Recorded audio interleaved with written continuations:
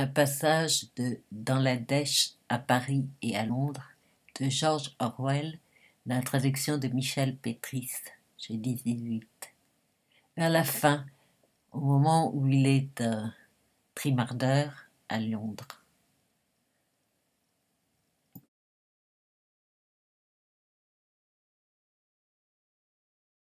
Ce fut une sombre période, dont je garde peu de traces dans ma mémoire, exception faite de mes conversations avec Bozo. Un jour, la pension fut victime d'une incursion du beau monde. Revenant dans l'après-midi avec Paddy, j'entendis de la musique au sous-sol. Nous descendîmes les marches pour découvrir 3 personnes, fort bien mises, occupées à célébrer un service religieux dans la cuisine.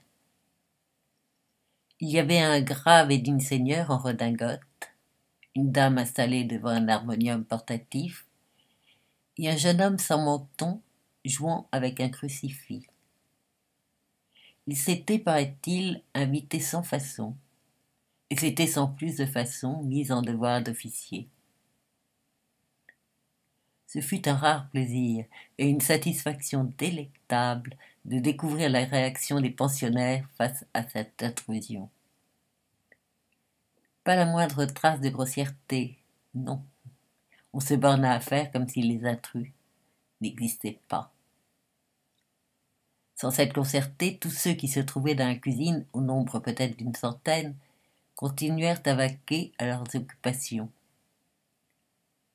Tandis que le trio restait là à débiter ses cantiques et ses prêches, on ne lui prêtait pas plus d'attention qu'on en eût prêté à des perce-oreilles. Le digne gentleman en redingote fit, semble-t-il, un sermon, mais on n'en entendit pas un mot. Ses paroles se perdirent dans l'habituel tohu-bohu de refrains, jurons et bruits de casseroles. On continua à manger, à boire et à jouer aux cartes à 2 pas de l'harmonium. Les indésirables partirent sur la pointe des pieds, sans que personne se soit avisé de les insulter ou de les narguer. Ils n'avaient jamais été là, un point c'est tout. Nul doute qu'ils se soient par la suite consolés, en pensant à la bravoure dont ils avaient fait preuve en s'aventurant hardiment dans les plus sombres bas-fonds, etc.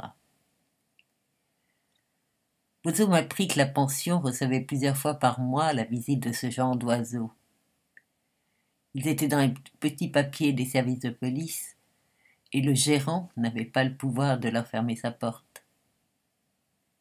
Il est, encore une fois, curieux de constater le nombre de gens qui s'arrogent le droit de venir vous casser les oreilles avec leurs prêts et leurs oraisons dès que votre revenu tombe en dessous d'un certain niveau.